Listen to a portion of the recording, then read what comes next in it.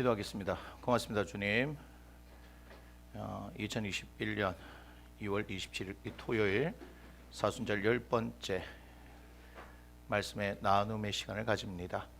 우리는 다른 어떤 것이 아닌 사도 바울이 고백했던 것처럼 예수와 그가 십자가에 못 박힌 것 외에는 알지 않기로 작정하였다는 그 말씀에 따라 이 사순절에 우리 주 예수 그리스도를 더 묵상하고 말씀을 통하여 알아가고 또한 경험하기를 원합니다.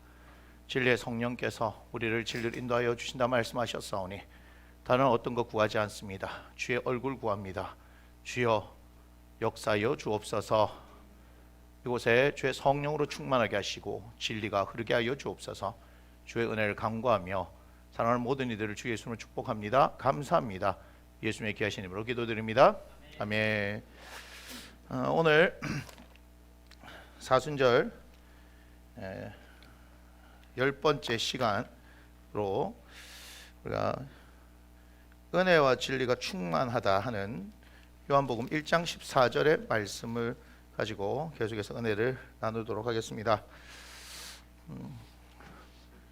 우리 예수 그리스도께서는요, 요한복음 1장 14절에 따르면 은혜와 진리가 충만하신 분입니다. 또한 17절을 보면은요, 이렇게 말씀합니다. 요한복음 1장 17절을 보면 율법은 모세로 말미암아 주어진 것이요 은혜와 진리는 예수 그리스도로 말미암아 온 것이라 이렇게 얘기합니다. 17절에 보면 이 은혜와 진리가 누구로부터 왔다? 예수 그리스도로부터 온 것이다 라고 얘기합니다. 우리 주 예수 그리스도로 인해서 은혜와 진리가 왔기 때문에 우리 주 예수 그리스도 안에는 은혜와 진리가 충만하다라고 말씀드릴 수 있습니다. 이 은혜와 진리가 충만하신 예수 그리스도를 고민을 했습니다. 사실 은혜와 진리, 하나님께서 우리에게 주신 말씀 가운데는 우리에게 넘치는 사실 은혜가 있습니다. 십자가의 은혜만 생각해도 그렇겠죠. 또한 우리 주 예수 그리스도가 진리니까 그가 하신 모든 말씀이 다 진리가 아니겠습니까? 그래서 은혜와 진리라는 말처럼 너무 범위가 넓은 그런 말도 없을 거 아니에요. 그래서 고민하다가 이 사순절에 어떤 말씀으로 이것을 나눌까, 또는 아니면 그냥 너무 광범위니까 스킵하고 넘어갈까 이런 생각을 하다가 요한복음을 지금 가만히 들여다보고 있으니까 에고 에이미라고 말씀드렸잖아요, 그죠? 나는 누구누구이다라고 말씀하시는 그 말씀이 생각이 나더라고요. 그래서 가만히 생각해 보니까 그게 7곳에서 말씀하고 계시기 때문에 이 주제에 대해서 우리가 말씀을 통해서 한번 깊이 있게 또 묵상하는 것도 좋겠다. 그래서 하루 한 번씩 이 주제에 대해서, 사실 모르겠습니다. 제가 하루 한 번이라고 했지만 하다가 그 다음 날도 진행이 되어질 수 있기 때문에 계속해서 우리가 이 주제, 그 7개의 주제에 대해서 은혜가 진리와 충만하신 우리 예수 그리스도에 대해서 우리가 한번 생각해 보기로 합니다. 그런데 오늘 아침 제가 눈을 뜨면서 이 사순절을 생각할 때에 하나님께서 제게 어떤 마음을 주셨느냐 하면, 지금 오늘 10번째 시간인데 40번 중에 10번째 시간입니다. 이제 4분의 1 지점을 오늘로 지나는 것입니다. 그런데 여러분들이 하나님의 말씀 앞에 이렇게 사모하고 계속해서 나오다 보면 주님께서 말씀을 통해서 치유해 주시겠구나 하는 생각이 들었어요. 또한 주님께서 이 말씀 앞에 나오는 여러분들의 그 소원 내지는 문제, 이런 것들이 해결되고 회복되어질 수 있겠구나 하는 것을 제 마음에 하나님께서 주셨습니다. 그래서 오늘 여러분들에게 말씀드립니다. 더 하나님의 말씀을 사모하시고 우리 주 예수 그리스도를 알기를 힘쓰시며, 또한 주신 말씀을 붙들고, 또한 말씀을 여러분들 듣다가 지금 10번째 시간이니까 앞으로 30번에 더 시간이 있을 겁니다. 그 가운데 어떤 하나님의 말씀의 은혜가 선포되어질지 모르는데 그 가운데서 여러분 그 말씀을 붙들 때, 강하게 그 말씀이 여러분들한테 그 10년 가운데서 역사하게 되어질 때 어떤 일이 일어납니까? 말씀대로 이루어지는 일들이 일어나는 겁니다. 그래서 질병의 치유와 관련돼서 여러분들에게 말씀이 오게 되면 그래서 아멘으로 붙들고 기도하시고, 또 문제 해결과 관련된 어떤 말씀들이 선포되어지면 그것을 여러분이 붙들기를 원합니다. 말씀이 역사하십니다. 제가 여러분들에게 간증을 해서 아시겠지만 제가 모든 간증들을 싹 다 이 풀스토리를 말할 수는 없지만 저 또한도 이제 법적인 어떤 문제를 겪고 있을 때, 경제적인 굉장히 어려움을 겪고 있을 때 저희 교회에서 부목사로 계시던 목사님께서 개척처럼 이렇게 나가셨는데, 저희들이 지금 반지하지만 그분은 완전 지하로 개척하셨고 정말 어린아이들 몇 명 놓고 그때 사역하고 계셨는데요. 제가 학원을 운영하고 학원 원장일 때 겨울 방학에는 수업을 아침 9시부터, 보통 학원은 그죠? 오후 한 2시부터 초등학생부터 수업을 하는데, 그때는 방학이니까 오전 9시부터 수업을 했다고요. 수업을 했는데 일찍 마치니까 저와 제 아내 그리고 저희 가족들이 목요일마다 금요 기도회처럼 하시는데, 방학 때만이라도 그분에게 가서 힘이 좀 돼드렸으면 좋겠다라고 해서 저희들이 참석을 했습니다. 그런데 그날 본문의 말씀은 제가 기억이 나지 않아요. 그런데 제가 그때 법적인 소송을 하게 되어지고 있는 그 상황이었는데요. 갑자기 이제 그 본문의 말씀하시다가 저도 여러분들하고 본문의 말씀을 나누다 보면 또 하다 보면 다른 구절의 어떤 말씀들을 여러분들에게 전해줄 때가 있잖아요, 그죠? 그러니까 여러분 잘 들으시라는 얘기예요. 저는 물론 이렇게 본문을 준비해놓고 치열하게 연구를 해놓고 제가 임의로 얘기하는 것이 아니라 하나님께서 정해주신 어떤 본문에 따라서 치열한 연구를 통해서 하다가 또한 그때 갑자기 하나님께서 감동을 주시면 다른 구절의 어떤 말씀들을 이렇게 주실 때가 있는데, 그 목사님도 그랬던가 봐요. 출애굽기 14장 14절 있죠. 출애굽기 14장 14절 한번 살펴볼까요? 우리가 홍해를 건너는 그 장면인데, 애굽 사람들이 쫓아왔잖아요.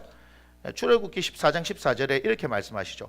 여호와께서 너희를 위하여 싸우시리니 너희는 가만히 있을지니라. 아멘. 얼마나 좋아요.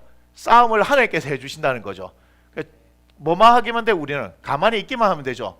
그런데요, 이 말씀을 그 목사님께서 하시는데 제가 처음으로 그 경험을 했어요. 그 말씀이 그냥 그 목사님을 통해서 나오는데 제 가슴에 그 말씀이 확 들어오더라고요. 말씀이 제 안에 확 들어오면서 어떤 게 딱 생겼냐면 확신이 생기더라고요. 확신이 생기면서 아하, 제가 지금 법적 소송하는 문제는 누가 하신다?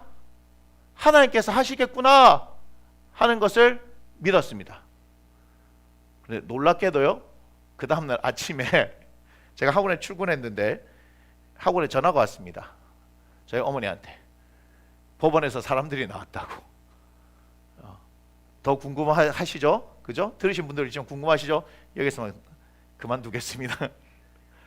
무슨 얘기냐면 미리 하나님께서 저한테 말씀을 확 주셨는데 그 다음날 그 전화를 받고 났는데 어떻더라? 마음에 흔들림이 없더라, 이 말이에요. 전혀 예상하지 못한 상황이 발생했는데 흔들림이 없더라. 그 전화를 받고 제가 집에 가면서, 아직도 기억납니다. 집에 걸어가면서 하늘을 향해서 제가 하나님께 이렇게 말을 했습니다. 아하, 오늘 이 일이 있을 걸 미리 아시고 제게 그 말씀을 주셨군요. 그렇게 해서 험난한 시간들은 있었지만 그 말씀을 통해서 저는 정말 가만히 있었습니다. 그런데 하나님께서 소송이 싸움이잖아요, 그죠? 네, 싸움을 하셔서 결국 승리하게 하셨습니다. 아멘. 그래서 말씀이요, 여러분들 말씀 듣다가 어떤 말씀이 여러분들에게 살아서 역사하시는 그 순간이 올 겁니다. 그 말씀이 딱 여러분 가슴 한가운데서 살아서 역사해서 들어오면 그 말씀을 붙드시고 기도하시기 바랍니다. 그러면요, 정말 그 말씀이 나의 삶을 이끌어가는 걸 경험할 수 있을 것입니다. 왜 제가 얘기합니까? 저의 삶에 있었던 일이기 때문에 그렇습니다. 그래서 여러분 끊임없이 하나님의 말씀이 여러분들에게 주어지기를 기도하셔야 됩니다. 말씀이 주어지면 말씀이 역사하십니다. 오늘 요한복음 6장을 통해서 이것을 살펴보도록 하겠습니다. 첫 번째, 우리가 은혜와 진리가 충만하신 예수 그리스도에 대해서 얘기하는데요. 요한복음 6장 35절에 예수님을 당신을 누구라고 소개하시냐면요, 나는 생명의 떡이다. 나는 생명의 떡, 생명의 떡이신 예수 그리스도에 대해서 이 시간 살펴보려고 합니다. 요한복음 6장 전체를 다 살펴볼 것인데 16절부터 21절까지는 제가 빼버렸습니다. 그것은 물론 생명의 떡과 연결될 수도 있지만 우리가 풍랑이는 바다를 걸어오신 예수님에 대해서 말씀하시는 부분인데 그것은 제가 빼고 여기에 대해서 우리가 세밀하게 한번 살펴보도록 하겠습니다. 6장 1절입니다. 오늘은 왔다 갔다 할 말씀들이 그렇게 많지는 않아요. 제가 준비한 것은 그래요. 하지만 또 하나님께서 어떻게 이끌어 가실지 모르기 때문에 열린 마음으로 여러분 하나님의 말씀을 들으시고 제가 PPT를 해왔지만 또 여러분들에게 성경을 찾을 수 있는 성경을 붙들고 이 말씀 좀 듣고 또한 옆에는 필기도구를 두시고 여러분 적으면서 여러분들에게 오늘 말씀들 좀 정리를 하시는 시간들이 필요할 것 같아서요. 화면에 뜨지는 않는 걸로 제가 알고 있습니다. 자, 요한복음 6장 1절부터 성경을 펴시고 하나님의 말씀을 한번 우리가 봤으면 좋겠습니다. 6장 1절의 말씀입니다. 그 후에 예수께서 디베랴의 갈릴리 바다 건너편으로 가시매 2절 큰 무리가 따르니 이는 병자들이 행하시는 표적을 보았음이러라. 자, 여기서부터 우리가 봐야 할 게 있습니다. 2절의 말씀을 보니까 누가 나오냐면 큰 무리가 나옵니다. 큰 무리가 나온 이유가 뭐냐? 그 이유가 있습니다. 병자들에게 행하시는 표적, 뭘 봤다? 치유의 능력을 보았기 때문에 따릅니다. 큰 무리가 예수님을 따르는 이유는 예수님 자체를 따르는 것이 아니라 이런 얘기 있잖아요. 우리가 예수님께서 십자가 지시기 전에 헤롯도 예수님을 만나기를 원했는데 뭐 때문에요? 뭔가 기적 행하는 것을 한번 좀 볼까 싶어서 온 거죠. 이것이 아주 중요한 얘기가 되어집니다. 큰 무리가 병자들에게 행하시는 표적들, 예수님께서 행하시는 표적을 보고 따랐다는 거죠. 3절 보니까 예수께서 산에 오르사 제자들과 함께 거기 앉으시니 마침 유대인의 명절인 유월절이 가까운지라. 요한복음에는 이 유월절에 관련된 부분들이 몇 군데 나옵니다. 6장에도 나오고 12장에도 나오고 계속해서 나오거든요. 그래서 예수님께서 얼마 동안 공생애를 하셨는지를 알 수 있는 근거가 되는 거예요. 자, 5절을 예수께서 눈을 들어 큰 무리가 자기에게 오는 것을 보시고 빌립에게 이르시되, 우리 빌립 형님 얘기했죠. 빌립, 우리가 어디서 떡을 사서 이 사람들을 먹이겠느냐 하시니 이렇게 말씀하시면 친히 어떻게 하실지 아시고 빌립을 시험하고자, 즉 테스트하고자 하십니다 라고 얘기합니다. 이 큰 무리 사이에 하필이면 누가 끼었냐면 빌립 형님이 끼어 있는 거예요. 지금 빌립 형님을 어떻게 하기를 원하시냐면 테스트하기를 원하세요. 누가요? 예수님께서 빌립 형님을 테스트하기를 원하십니다. 하나님께서는 테스트를 하십니다. 테스트를 하십니다. 하나님께서는요. 제일 유명한 테스트가 어디 있습니까? 제일 유명한 테스트.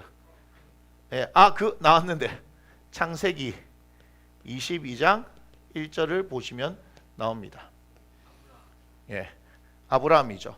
한번 볼까요? 창세기 22장 1절.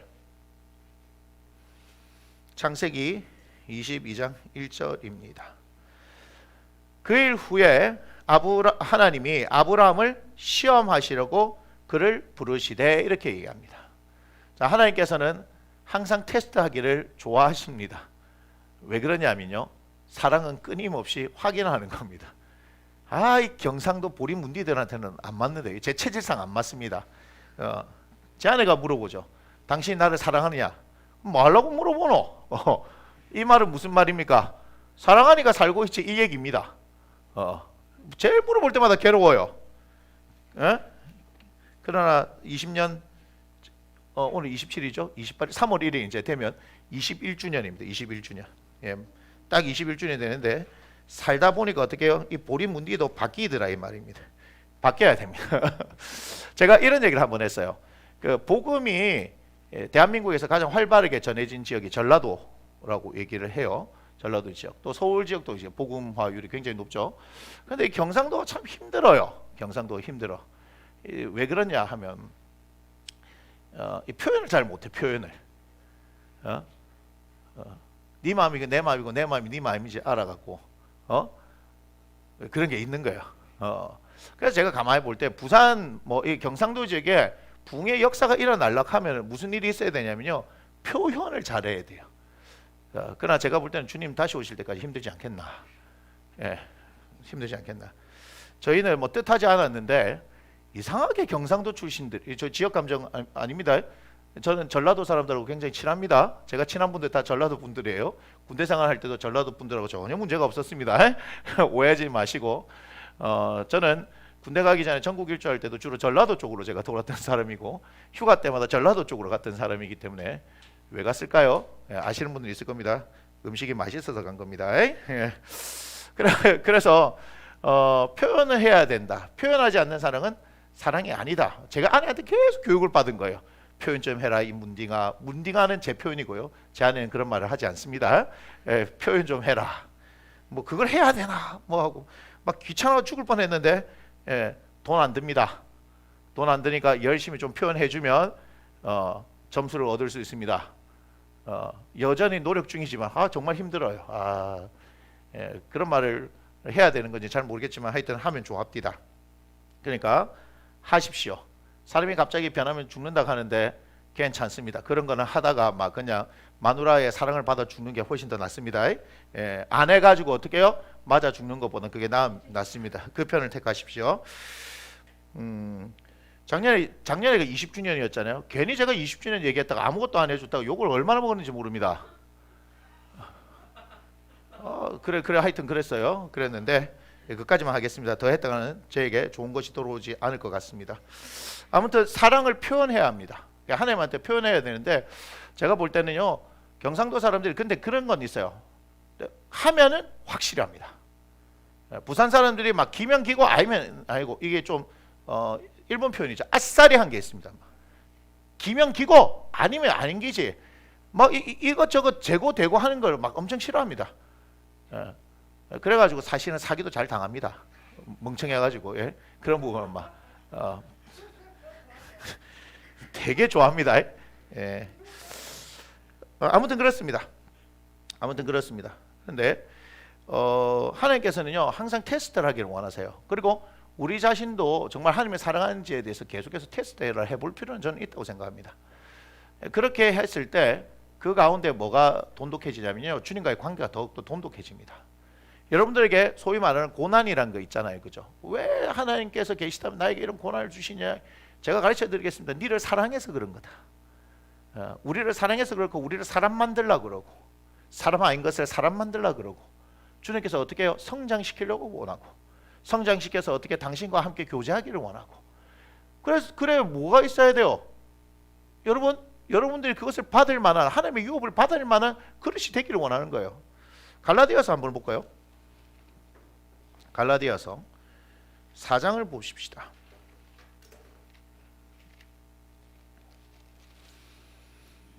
자, 갈라디아서 4장에 보면요, 1절부터 얘기합니다. 4장 1절. 내가 또 말하노니 유업을 이을 자가 모든 것의 주인이라. 어렸을 동안에는 종과 다름이 없어서 그 아버지가 정한 때까지 후견인과 정직의 아래에 있나니, 이와 같이 우리도 어렸을 때 이 세상의 초등학문의 아래에 있어서 종노를 하였더니, 때가 참에 하나님이 그 아들을 보내사 여자에게 나게 하시고 율법 아래에 나게 하신 것은 율법 아래에 있는 자들 속량하시고 우리를 아들의 명분을 얻게 하려 하심이라. 너희가 아들이면 하나님이 그 아들의 영을 우리 마음 가운데 보내사 아빠 아버지가 부르게 하셨느니라. 그러므로 네가 이유는 종이 아니요 아들이니 아들이면 하나님으로 말미암아 유업을 받을 자니라. 아멘. 우리가 다 어때요? 어린 시절이 있는 거다 이 말이에요. 영적으로도 어린 시절이 있어요. 물론 여기서는 정확하게 그런 의미는 아니지만 우리가 영적으로 어린 시절이 있고 반드시 어떻게 돼요? 자라나야 하는 거죠. 자라는 것은 어떻게 자랍니까? 하나님의 의의 말씀을 경험할 때 자란다라고 얘기했습니다. 그래서 말씀은 지식이 아닙니다. 말씀은 경험을 통해서 실제로 아하 그렇구나 하는 것을 경험할 때 성장되어지게 된다 이 말입니다. 그래서 우리가 믿음의 분량이 자라면 자라는 만큼 하나님께서 어떻게 하신다? 부어주신다는 것입니다. 아멘. 자, 그래서 아무튼 하나님께서 테스트를 하는데 그 테스트마다 딩동댕 해야 돼요. 아브라함 형님은 여기서 굉장한 테스트를 받았잖아요. 딩동댕 했단 말이에요. 근데 빌립 형님은 뭐 이거 내가 볼 때는 굉장한 시험도 아니라 막 네 목을 내놔라 예 한 것도 아니고 그렇지 않습니까? 뭘 내놔라 한 게 아니에요. 근데 물어봤어요. 남자만 5,000명이잖아요. 우리가 알고 있다시피. 그러면 했을 때 한 2, 3만 명의 사람들 쫙 있잖아요. 그죠? 저도 그렇게 목회했으면 참 좋겠다 하는 생각을 합니다. 할 게 많아요. 할 게 정말 할 게 많습니다. 저 혼자서 아까 기도하면서도 혼자 좋아하고 막 혼자 막 미친놈 마냥 기도했는데 저희가 이제 사택의 문제가 지금 이제 해결되어지는 하나님이 아주 세밀하신 것들을 지금 보고 있는데, 그것도 다 지나고 나면 제가 말씀드릴게요. 하나님께서 얼마나 세밀하게 하시는지. 그게 아니라 지금 사택을 얘기하는 것이 아니라 우리가 대안학교를 하겠다라고 얘기하고 830평 땅을 기도하고 있는데, 제가 어제 그곳을 그냥 우연찮게 나갔다가 거기 한번 가야 봐야 되겠다고 한번 갔다가 왔습니다. 갔다 와서 보니까 오늘 기도하는데, 하나님 그곳에 다음 세대 리더들이 그곳을 가득 채웠으면 좋겠습니다 하는 그런 생각을 했어요. 그런 생각을 하면서 혼자 미친놈 마냥 그곳을 하나님 달라고, 그곳에 하나님 다음 세대를 키울 수 있도록, 리더들을 키울 수 있도록 그 환경과 상황을 달라고, 또 우리가 함께 동역할 수 있는 믿음의 사람들을 달라고, 그러면서 하용조 목사님을 생각했어요. 온누리교회 그 하용조 목사님이시죠. 그 목사님이 그 목회자 세미나를 하면서 목사가 목사에게라는 제목의 그 유튜브에 올라와 있습니다. 보시면 제가 병원에 수술해서 누워 있을 때 제가 하용조 목사님 그 세미나에서 말씀을 전하는 걸 가만히 볼 때, 본인 개척하시고 장년들이 100명일 때, 잘 들으세요. 장년 100명일 때 하나님께서 마음을 주셔서 기도를 했는데 2,000명의 청년을 달라고 기도했다고요. 몇 명이냐 하면 장년이 100명일 때, 어른 성도가 100명일 때 청년들 2,000명을 달라고 기도했다고 했습니다. 제가 늘 하는 얘기 있잖아요. 다 되고 난 어른이 하면은 아멘 하는데, 제가 만약에 막 2,000명 청년을 주십시오 하면은요 이렇게 갸뚱합니다 사람들이. 그러나 어쨌든 그 어른이 그렇게 기도했대요. 그런데 뭐라 그러냐, 지금 우리 청년이 8,000명입니다 이렇게 얘기하셨어요. 뭐 더 늘어났겠죠. 하용조 목사님 한참 또 계실 때니까. 그러면 저도 앉아서 뭘 꿈꿀까요? 그 골짜기에 청년들이 확 가득한 걸 꾸는 겁니다. 그러면서 이왕 하는 거 어떻게 0세부터 아예 그 뱃속에 있을 때부터 엄마와 함께 하나님의 말씀으로 한번 양육해가지고 막 1살, 2살, 3살 막 버글버글 득실 막 그냥 막 우리 교회를 막 그렇게 만들어야 되지 않겠나? 울음소리가 있는 것이 어떻게 해요? 천국이에요. 천국. 알겠습니까? 가뜩이나 지금 출산율도 낮은데 그렇지 않아요? 막 여기 애 엄마들부터 해가지고 여기에 막 1살짜리 막 어떤 애들 막 포대기에 쌓인 애들, 기어댕기는 애들 막 아장아장 걷다가 자빠지는 것들 뭐 그런 거 천지 빽가리로 있어야 되는 거예요. 그래야 교회에 희망이 있는 거죠. 그렇지 않습니까? 그걸 누가 돌보는지 알아요? 초등학생들이 돌본다니까요. 중고딩들이 돌본다니까요. 그렇게 됩니다. 그 거창교회도 마찬가지잖아요. 거창교회도 초등학생들이 동생들을 돌봐요. 그 거창교회는요 그 중고등학생이 넘쳐나는 겁니다. 제가 지금 그까지는 얘기하지 않겠습니다만, 그러면 혼자 금은뗐어요. 야, 저는 좀 스케일이 다릅니다.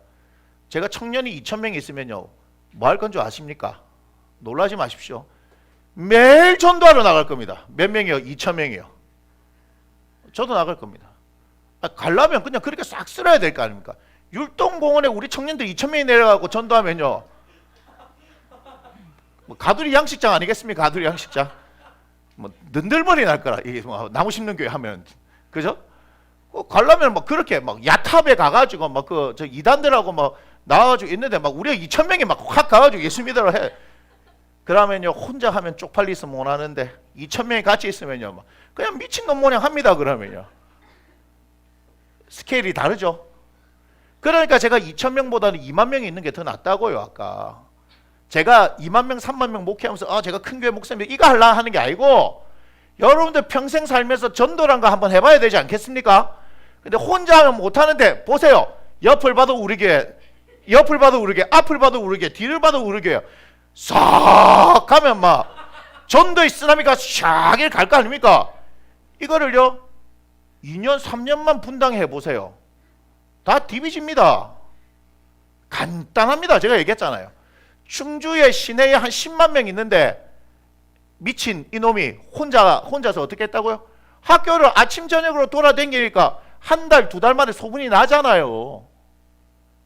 한 명이 디비지니까, 전도하려고 예수 전하려고 뒤집어지니까 한 달, 두 달 만에 충주바닥에 소문이 난다 이 말이에요. 그런데 이 뭐 분당에 뭐 성남시 수요 뭐 100만 이렇게 얘기하대요. 한 명이 10만 명인데 10명만 미친놈이 있으면요, 예수에 미친, 전도에 미친 사람 10명만 있으면 분당 디비쁩니다. 그런데 몇 명이 있다고요? 2만 명이. 2만 명이 하려면 스케일이 그래야죠. 전도는요, 생각나면 어쩌다가 하는 게 아니고 무슨 날만 하는 게 아니고 맨날 전도하는 겁니다. 24시간 전도하는 교회, 나무 심는 교회 얼마나 쉬워요? 아니 시간대로 1시간씩만 내가지고 1000명만 나오면 돼. 이해가 돼요? 아주 간단하죠. 저는 아주 간단하게 이해합니다. 1000명씩 그냥 1시간에 뭐 나무 심는 교회 아까 갔는데 또 가고 또 가고 또 하는 겁니다. 그 나머지 뭐예요? 그 다음 사람들은 뭐 하는 거예요? 1000명 나와서 교회에서 기도하는 거예요. 전도하려고 차례로. 모르겠어요. 24시간 불이 꺼지지 않는 교회, 기도하는 교회, 24시간 전도하는 교회. 아, 몰라요? 여러분들하고 생각이 다릅니다. 뭐 2만 명, 3만 명 먹고 뭐 큰 교회 하려고 하는 게 아니고요. 2만 명, 3만 명 와갖고 하려면 싹쓸이 해부자 이 말이에요. 분당에 예수 안 믿는 사람을 찾아보기 힘들게 만들어야 되는 거예요. 그럼 경기도 광주에 우리 살잖아요, 그죠? 경기도 광주 습할까 싶어갖고 신현 1, 2, 3, 2, 4리 뭐 그거 뭐 한 2,000명만 풀면 돼요. 간단하죠. 예. 또라이 같죠. 예수의 완전 또라이입니다. 저는 하려면 그래야 하려고 달라 한 겁니다. 그 꼴짜기에 청년 2,000명이 밀어닥치면 우리 성도들이 2만 명이 되면 30만 명이 되면 대한민국 뒤집어진다 이 말입니다. 뭐 그래 놓고 난 뒤에 전도가 되니 안 되니 뭐 교회가 되니 안 되니 그래 얘기해야 되는 거예요. 그래 미친 듯이 복음 전하는 거라며요. 우리를 부르신 목적이 뭐예요? 복음을 위해서 불렀다는 거 아닙니까? 복음을 위해서 쓰임 받고 싶지 않습니까? 살다 가는 거예요. 그렇게 큰 거의 목사가 중요한 게 아니라 영혼 구원을 위해서 우리가 정말 올인한 겁니다. 그래서 전도는 미련하게 하는 거죠. 전도에 미련한 것으로 고린도전서 나와 있습니까? 안 나와 있습니까? 전도는 미련하게 하는 거예요. 찾아볼까요? 고린도전서. 신났다. 막 전도만 얘기하면 막 신나가지고. 고린도 전서를 보면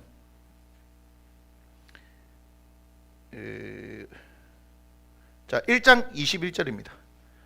1장 18절부터 읽어야 이해가 됩니다. 고린도전서 1장 18절. 십자가의 도가 멸망하는 자는 미련한 것이요. 미련한 건 맞습니다. 우리는 무식한 놈들입니다. 누구에게? 예수 안 믿는 사람들에게. 구원을 받는 우리에게는 하나님의 능력이라. 1장 21절 있습니다. 하나님의 지혜에 있어서는 이 세상이 자기 지혜로 하나님을 알지 못합니다. 이 세상 사람들은 하나님을 알려고 해도 당신의 지혜들로 알 수 없습니다. 그러니까 뭐예요? 하나님께서 전도에 미련한 것으로 믿는 자를 구원하시길 기뻐하셨더라. 뭐예요?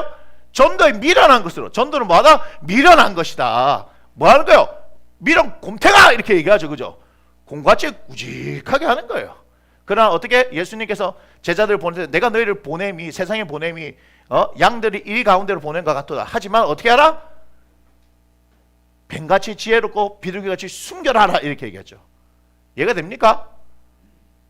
그래 하는 거예요. 전도는 그렇게 하면요 다 할 수 있습니다. 전도 아닙니까? 우리 교회 전도 안 하는 사람들이 이상한 사람들이라. 지금 때가 될 때까지 제가 칼을 갈고 있는 거예요. 저는 그 생각하는 거예요. 와, 하나님 그렇게 해야 되겠습니다. 하나님의 말씀을 배우고 기도하면서 한 영혼, 이 지역에 있는 영혼들을 끌어안고 울 수 있는 그런 교회가 되어지고 예수를 전할 수 있는 가장 강력한 교회, 나무 심는 교회가 되기를 원하고, 선교할 때도 뭐 찔끔찔끔 나가는 게 선교 아니라니까. 선교 아니라니까. 가가지고 그냥 그 나라를 디비뿌야 된다고. 뭔 말인지 아시겠습니까? 갈 때 200명 300명 가는 게 아니고 2000명씩 장난 스케일이. 그럼 2만 명씩 갑시다. 막 비행기 전세 내갖고 내 가가지고 막 그냥 초토화시켜버리는 거라. 하려면 그래 하든지. 한 번 살다 가는 인생이고 주님 앞에 설 인생 아니겠습니까? 아니 이게 개척해서 이게 작은 교회 앉혀갖고 이때 뭐 큰 꿈을 얘기하는 거지 뭐 다 늙어 빠져갖고 뭐 꿈을 얘기하겠어요? 예? 오늘도 우리가 뭐 우리 청년들 뭐 중딩은 얼마 없지만 중딩 우리 막내이 한 해밖에 없더라고 이제는 다 고딩 이상들 해가지고 뭐 그죠? 고딩이라도 고딩이 아니에요. 다 자퇴를 해갖고 검정고시 쳐가지고 고졸이야 고졸. 17살인데 고졸이고 막 이래요 애들이. 뭐 야들을 어떻게 하겠어? 뭐 고등이라 하겠어? 청년 하겠어? 어쨌든 막 뭉뚱그려 갖고 어린 것들 내지는 젊은 것들 내지는 청년들이 우리게 지금 세 봤더니 한 20명 되더라 이 말이에요 지금. 오늘 와가지고 교회 청소하고 복음을 위해서 부르짖고 하나님의 말씀을 듣는 이 젊은이들 볼 때 내 안에 확신이 생기는 거라. 아니, 하용조 목사님 100명일 때 청년 2000명 달라고 기도한 것을 나도 지금 야들 앉혀놓고 우리 성도들 앉혀놓고 한 50명 정도 되는 성도들 앉혀놓고 우리도 2000명, 2만 명, 한 30만 명 한번 해봅시다 이라 얘기하는 거예요. 왜요? 복음을 위해서. 대한민국 가운데 하나님의 복음을 전하라고 나무 심는 교회를 세워놨고 전 세계 가운데 예수 그리스도의 복음을 전하라고 나무 심는 교회를 세워놨다 이 말이에요. 김대지 목사 아무것도 없어요. 털어도 아무것도 없어요. 내가 얘기했잖아요. 내 지갑을 털면 10원짜리 한 개도 없어. 오늘도 뭐 카카오뱅크 은행 계좌를 개설하는데 신분증 내 아내가 들고 있고 카드는 내 아내가 들고 있고 이름은 내 이름인데 내 이름이 김대진인데 왜 손지선에 가 있느냐 이렇게 얘기하면 제 아내가 나쁜 사람 같죠? 저는 편합니다. 우리 집사람이 다 하기 때문에. 저는 돈이 필요 없습니다. 왜 필요 없을까요? 제 아내만 잘 따라다니면 되기 때문입니다. 밥 먹고 나서 많은 사람들은 그 카운터에 있는 사람들은 제가 계산할 줄 압니다. 왜요? 덩치도 크고 남자니까. 하지만 저는 과감하게 그 계산대를 지나가죠. 뒤에 제 아내가 나와서 카드를 내밉니다. 뭐가 중요합니까? 저에게는요 복음 외에는 중요하지 않습니다. 복음 외에는 중요하지 않습니다. 사도 바울이 얘기했잖아요. 내가 모든 것을 다 배설물같이 여긴다. 가장 고상한 지식이 예수 그리스도. 이것에 의해서 우리가 이 예수 그리스도를 얘기할 때마다 우리 가슴이 불타오르는 거 아니겠습니까? 저는 전도만 얘기하면 흥분한다니까요. 전도만 하면. 진짜의 전도만 하면. 예수 그리스도의 심장을 가지고 죽어가는 저들에게 어떻게 하면 예수를 전할까? 우리가 뭔가 전략을 짜고만 하는 거 중요하지만 기도하고 내가 만난 예수 그리스도를 전하는 거예요. 예수 이름이 능력이 있으니까 그 이름을 그냥 전하는 거예요. 한 번이 아니고 두 번이 아니고 세 번 끊임없이 변화가 일어날까요? 안 일어날까요? 제가 전도에 미쳐가지고 전도에 관련된 걸 제가 여러 개 봤겠죠. 여러분들 알겠죠? 파주에 가면 세계로 금난교회가 있습니다.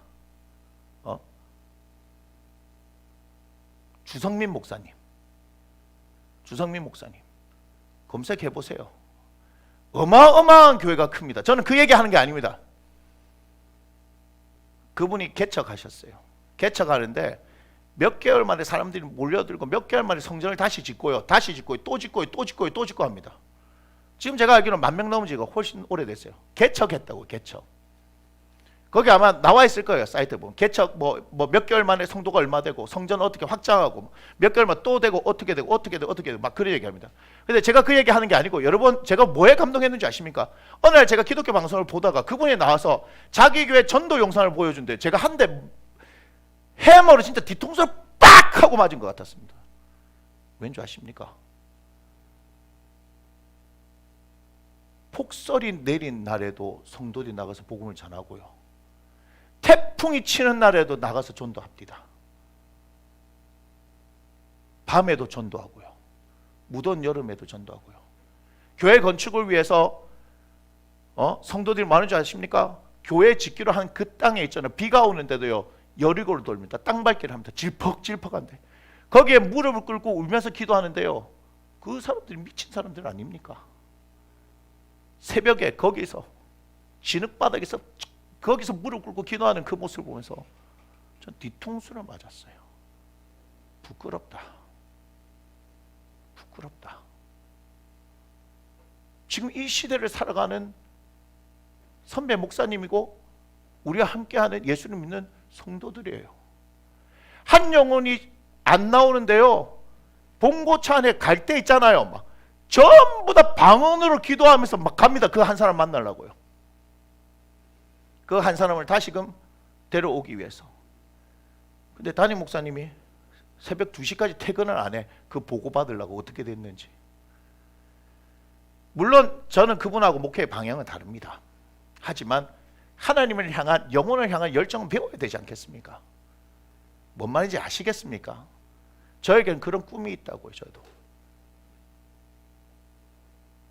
저와 여러분들 사랑하는 나무 심는 교회 성도들이요, 영혼 때문에 울어본 기억이 있어야 하고요, 영혼을 위해서 기도해본 기억이 있어야 합니다. 우리가 언젠가 하나님 앞에 가게 될 건데, 니 뭐 하다 왔노? 물어보시면요, 뭐라 얘기할 겁니까? 복음 전해야 되지 않겠습니까? 여러분, 사업도 하십시오. 의사도 되십시오. 판검사도 되십시오. 정치인도 나오시고요. 뭐가 되든 다 되십시오. 그러나 어디 안에서요? 예수 그리스도 안에서. 예수 그리스도 안에서 무엇이든지 다 되십시오. 그리고 그 자리에서 예수 그리스도 이름을 전하는 하나님의 사람들이 되기를 원합니다. 아멘. 빌립 형님 테스트를 받습니다. 빌립 형님에게 이런 문제를 내죠. 야, 빌립, 어디에서 떡 사가지고 야들 먹이면 되겠노? 이렇게 물어봅니다. 빌립 형님이 굉장히 똑똑합니다. 7절 보니까 빌립이 대답하되 각 사람으로 조금씩 받게 할지라도 200데나리온의 떡이 부족하리이다.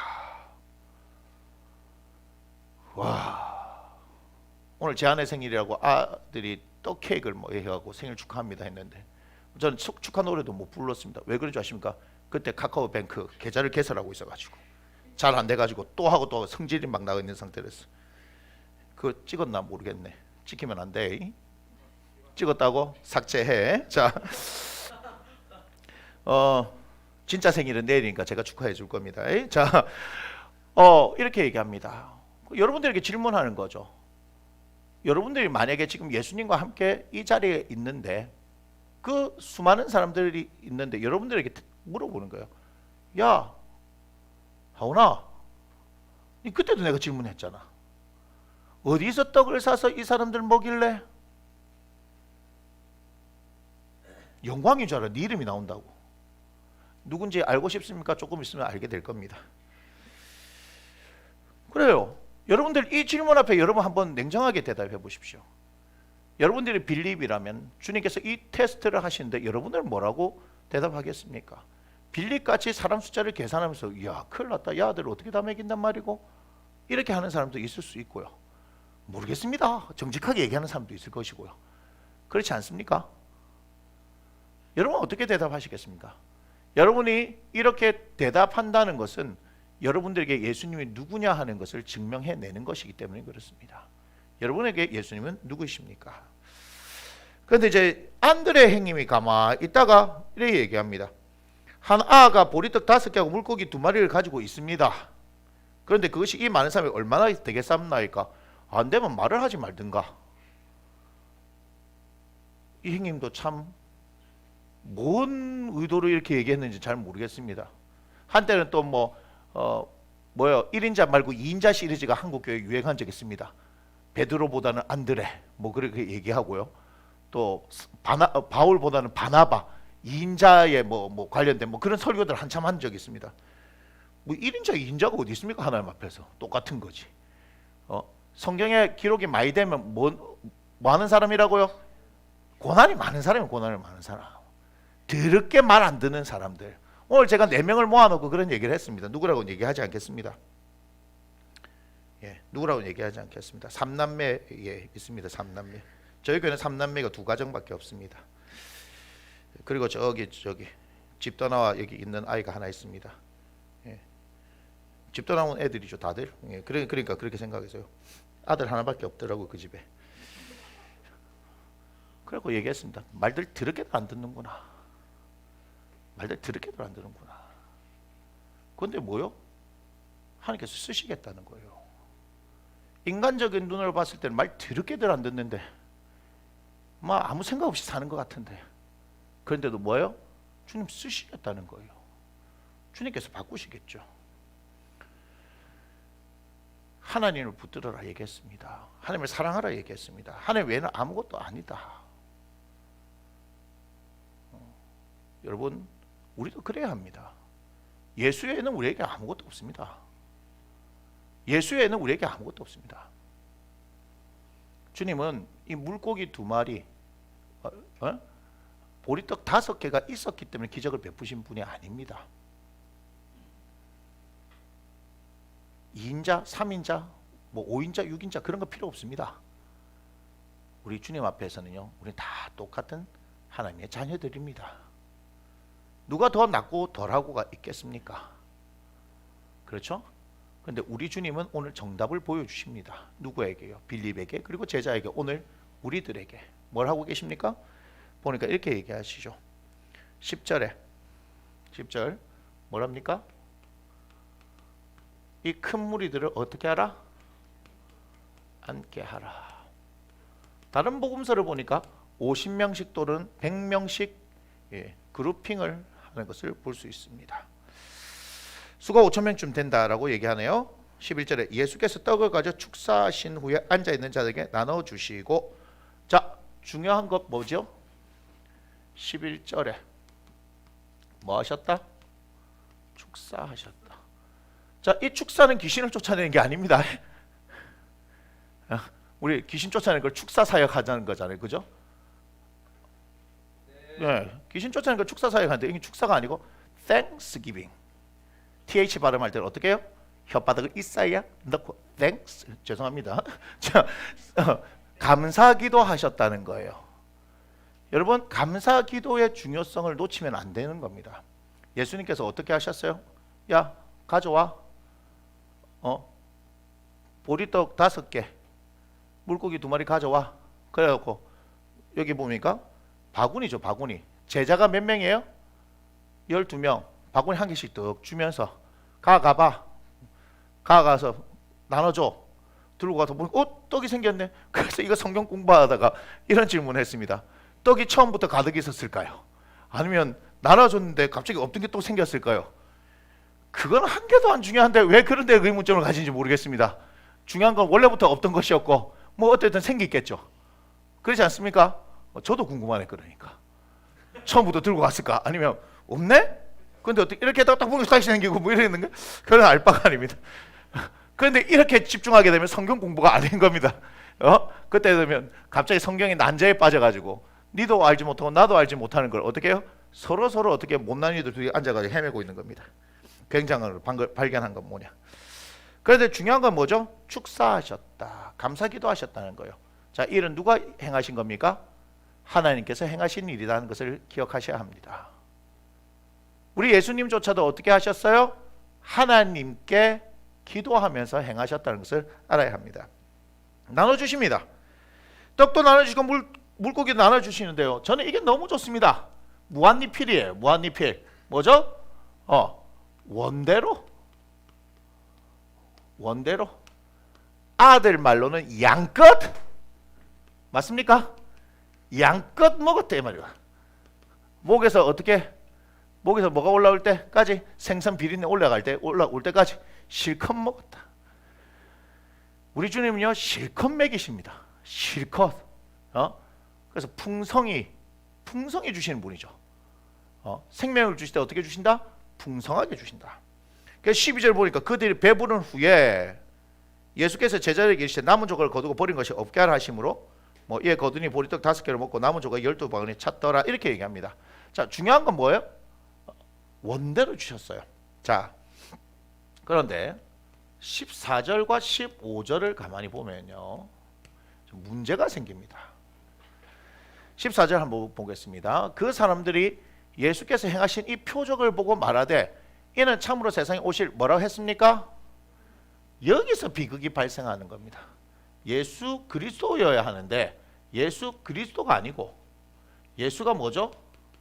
선지자예요, 선지자. 그 다음 15절 보니까 그러므로 예수께서 그들이 와서 자기를 억지로 붙들어 뭐한다? 임금 삼는 거예요. 그래서 이분을 누구로 만들겠다? 자신들을 왕으로 만들겠어요. 무슨 왕? 자기들이 원하는 것을 이루어 주실 분으로, 그죠?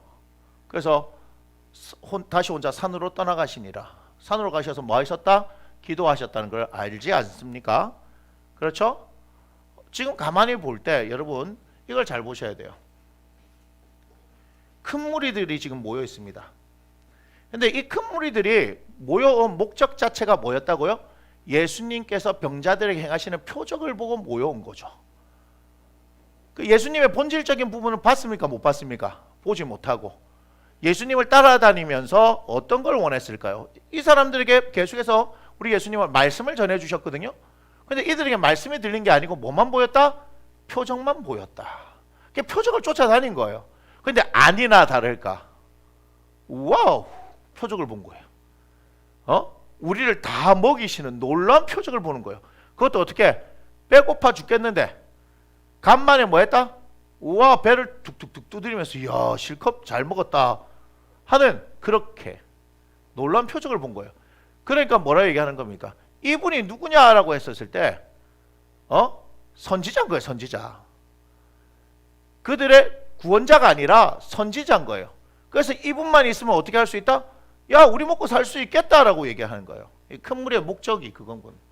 그러니까 이 큰 무리는 결국은 예수 그리스도의 본질적인 부분을 본다 못 본다? 못 본다는 겁니다. 조금 있다가 이 얘기를 계속해서 해드리려고 합니다. 자, 한번 지워주세요.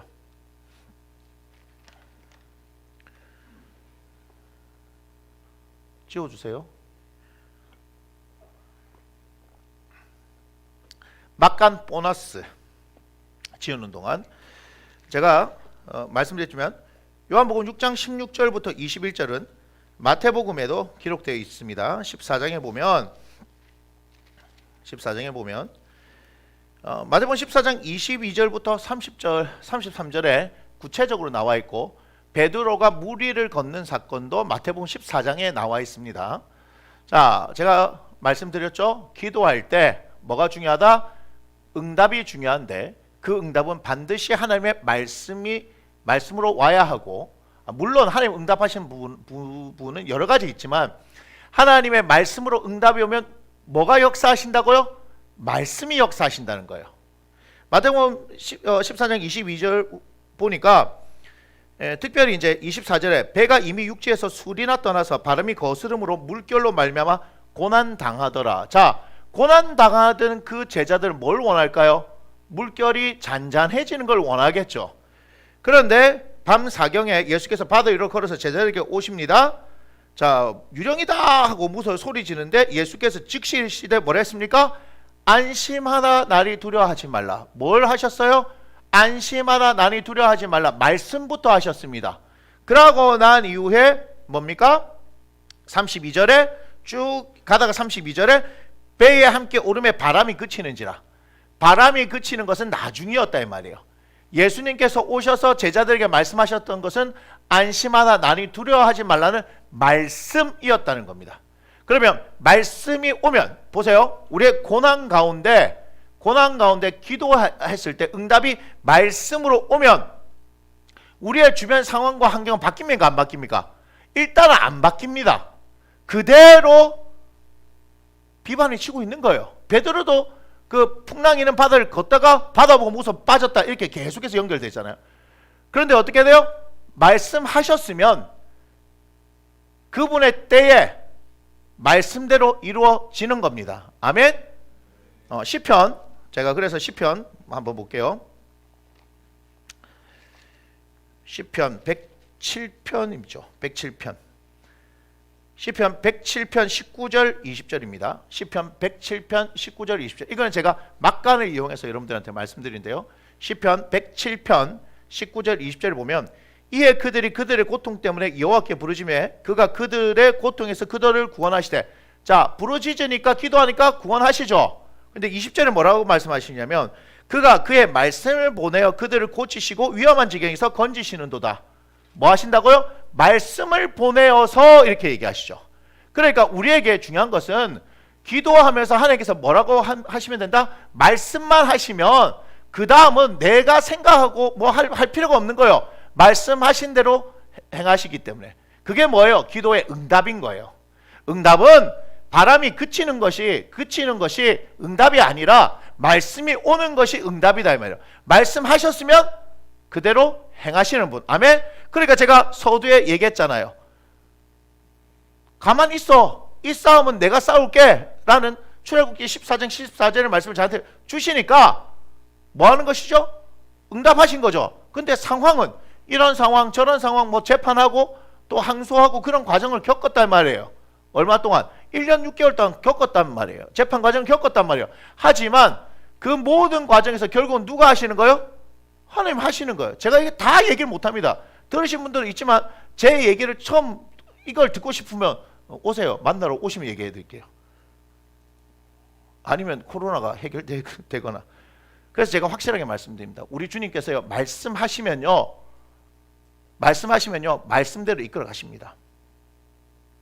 그걸 믿어야 하는 거예요. 그 경험들이 계속해서 쌓여서 우리의 믿음이 자라가는 겁니다. 아시겠습니까? 그러니까 기도를 해야 될까요? 안 해야 될까요? 기도를 해야 되고요. 말씀을 듣는 자리, 읽는 자리, 여러분 그곳에 있어야 될까요? 안 있어야 될까요? 있어야 되는 거죠.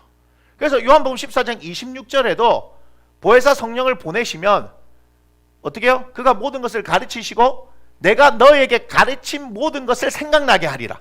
우리 예수님께서 가르쳐 주신 것이 생각나게 해주시는 거예요.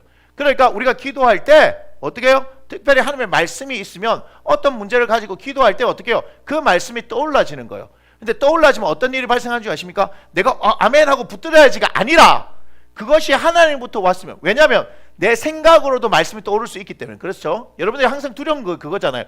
기도했을 때 이것이 하나님께서 주신 것인가 아닌 것일까 확인하는 방법, 말씀이 떠올랐다 하더라도 항상 3-4번 확인하세요. 그런데 하나님께서 말씀으로 주시면요, 상황이 어떻게 되어졌던지 간에 그 말씀이 사라진다 안 사라진다? 안 사라지고요, 그것이 점점점 뚜렷해지는 겁니다. 다시, 하나님께서 여러분들에게 어떤 비전을 허락하셨다라고 얘기하잖아요. 그럼 그 비전은요 희미해지지가 않습니다.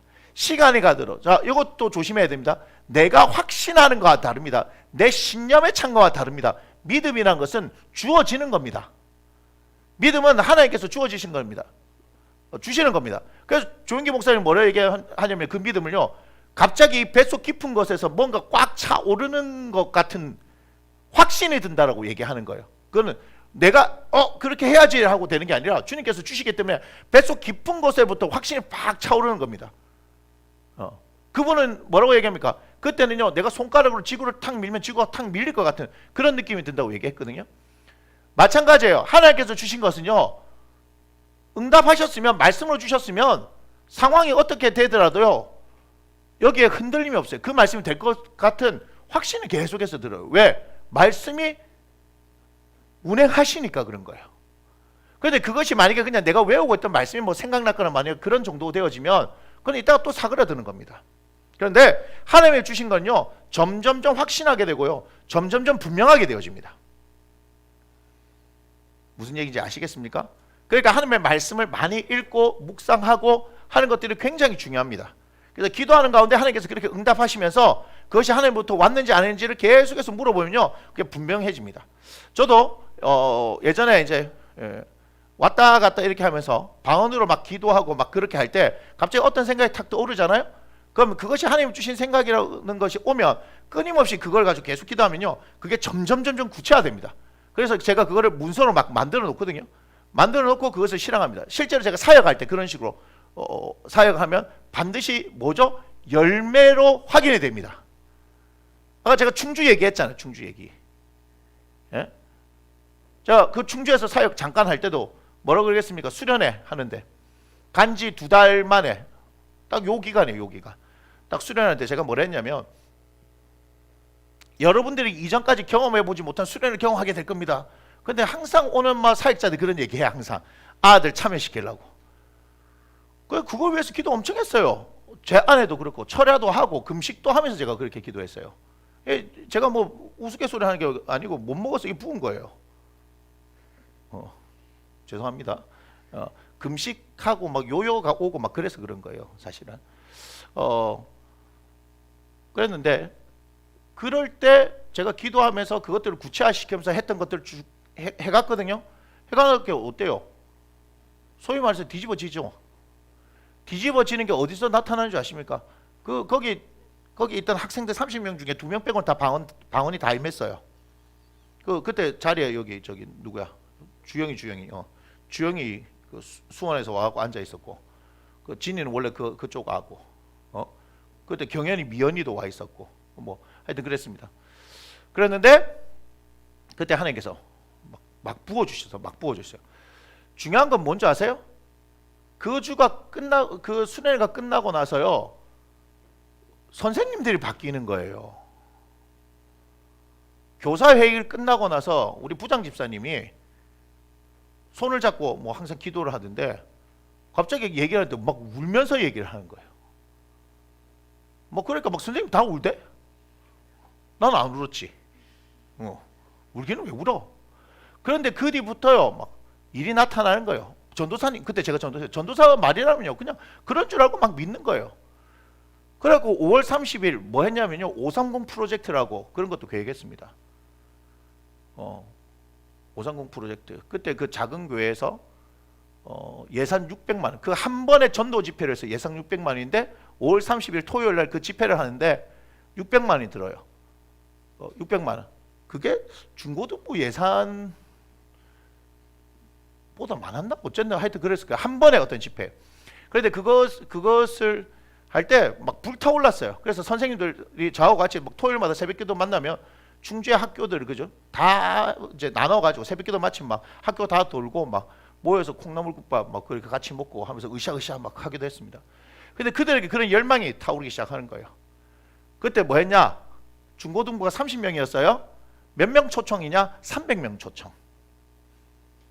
300명 초청하고 나서 가을에는 충주 그 실내 체육관인가 그거 빌려서 1000명, 그러니까 불신자 1000명 모아놓고 집회하자, 이 얘기까지 나왔어요.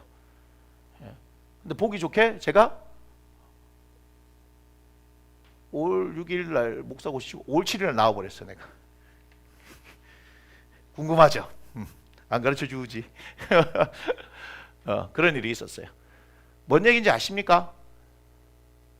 하나님께서 하신다고요. 그것도 제가 방언으로 기도하면서 주신 생각들을 가지고 붙들고 들어가면서 했기 때문에 하는 겁니다. 그러니까 주신 것들 뭐예요? 열매로 확인할 수 있는 거예요. 그게 하나님께서 주셨는지 안 주셨는지. 그러니까 쫄지 마세요. 이게 하나님께서 하신 걸까 아닐까? 그 고민하지 마세요. 그리고 이렇게 얘기하죠. 목사님, 막 제 인생에 걸린 큰일입니다. 그런 큰일들 그렇게 안 옵니다. 걱정하지 마세요. 왜냐하면요, 아들한테 큰 거 안 맡깁니다. 맞습니까? 불 뭐 아들한테 맡깁니까? 3살짜리 아한테 식칼을 딱 꺼내줘서 이제는 나는 주방에서 물러나겠다. 네가 썰어라. 이렇게 얘기합니까? 그래 안 합니다. 무슨 말인지 아시겠어요? 여러분들이 뭔가 된 것처럼 착각하는데, 이것까지 얘기 안 하는데 오늘 요거만 하고 마치겠습니다. 생명의 떡을 월요일날 다시 또 계속 해야 되겠네요. 이게 문제라. 왜 문제냐면요, 제가 여러분들한테 너무 하고 싶은 얘기가 많아서 그래요. 그러니까 전해주고 싶은 그게 뭐냐면 안타까움이에요. 근데 제가 여러분들에게 말씀드릴게요. 이거를 얘기를 하는 사람은 잘 못 들을 건데, 나의 영적 크기 있죠. 영적 크기. 내가 얼마나 영적으로 큰 사람인가 알고 싶죠. 이런 건 잘 모르대? 내가 어느 정도의 분량인가 하는 그런 거 있잖아요. 그런 거를 잘 몰라요. 자기가 막 착각해. 자기가 뭐가 된 것처럼 착각하는 사람이 너무 많아. 뭐 좀 기도하고 시끄러운 것들 보면 다 지가 뭐 된 줄 알아. 좀 교회 좀 오래 다니고 이러면 뭐 다 된 것 같아. 그런 거 없습니다. 그런 거 없어요. 성경에 먼저 된 자 나중 되고 나중 된 자 먼저 된다 얘기했기 때문에 그런 거 없습니다. 항상 우리는 어떻게 해요? 겸손하게. 알겠습니까? 우리는 항상 겸손해요. 나의 영적 크기는요, 뭐에 비례합니까? 뭐에 비례합니까? 고난의 크기에 비례하는 거예요.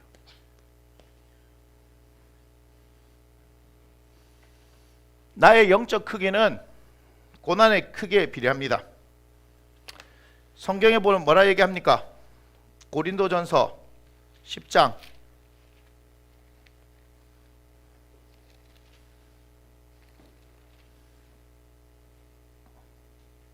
보면은 정확하게 얘기하십니다. 고린도전서 10장 12절 13절. 고전 10장 12절 13절. 읽어보겠습니다. 그런즉 선줄로 생각하는 자는 넘어질까 조심하라. 사람이 감당할 시험 밖에는 너희가 당한 것이 없나니 오직 하나님은 미부사 너희가 감당하지 못할 시험 당함을 허락하지 아니하시고 시험 당할 즈음에 또한 피할 길을 내서 너희로 능히 감당하게 하시느니라. 아멘.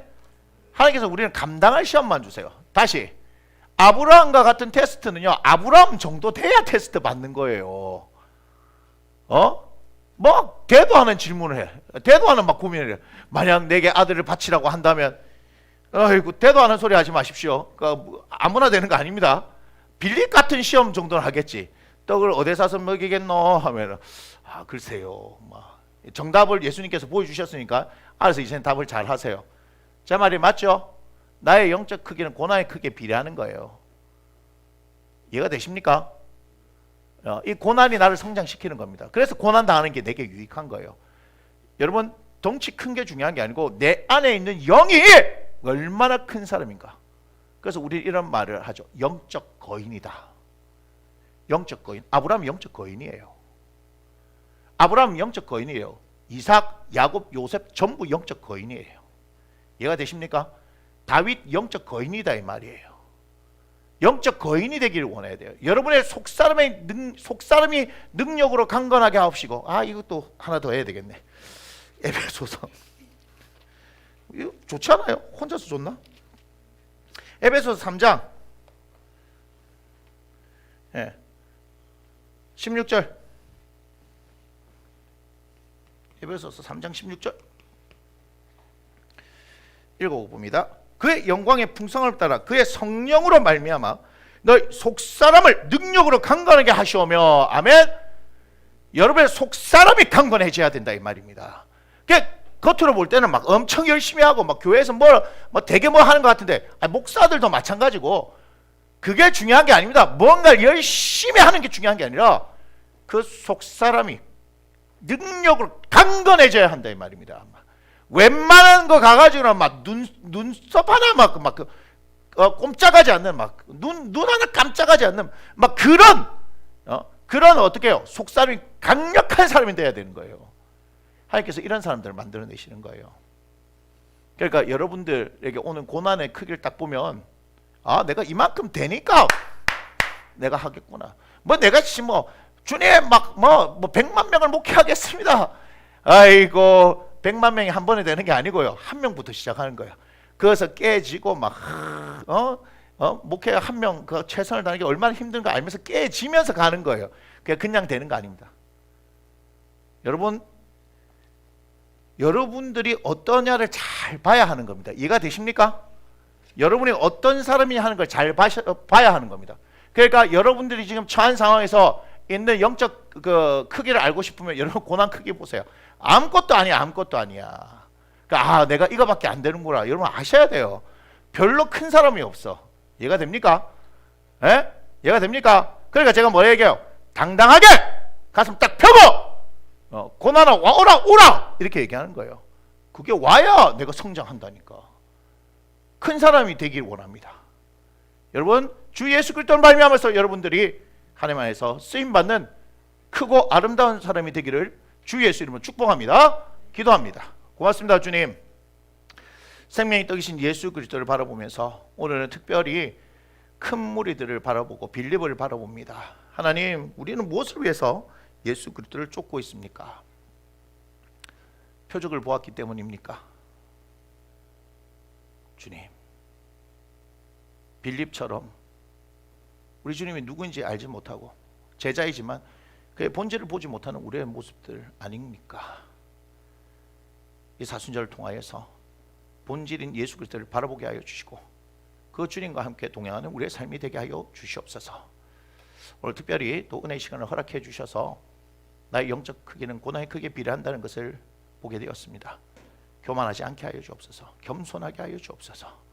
하나님, 그러나 우리의 속사람이 강건해지기를 원합니다. 자라나기를 원합니다. 성장되어지기를 원합니다. 그러한 사람들이 하나님께 쓰임받는 줄 믿습니다. 주여, 우리를 성장시켜 주시옵소서. 영적인 거인들이 되게 하여 주시옵소서. 거룩한 꿈을 꾸는 하나님의 사람들이 되어지기를 축복하며, 오늘 이 밤에도 하나님 주의 평안을 더하여 주시고, 자고 일어났을 때 또 하루 생명을 허락하신다면 주님과 함께 동행하게 하여 주시고, 내일 거룩한 주일입니다. 하나님 앞에 영과 진리로 예배하는 우리가 되게 하여 주옵소서. 감사합니다. 예수님의 거룩하신 이름으로 기도드립니다. 아멘. 우리 함께 고백합니다. 이 모든 영광을 하나님께 올려드립니다. 아멘. 평안만 되시고 내일 뵙도록, 내일이 아니에요, 모레 뵙도록 하겠습니다.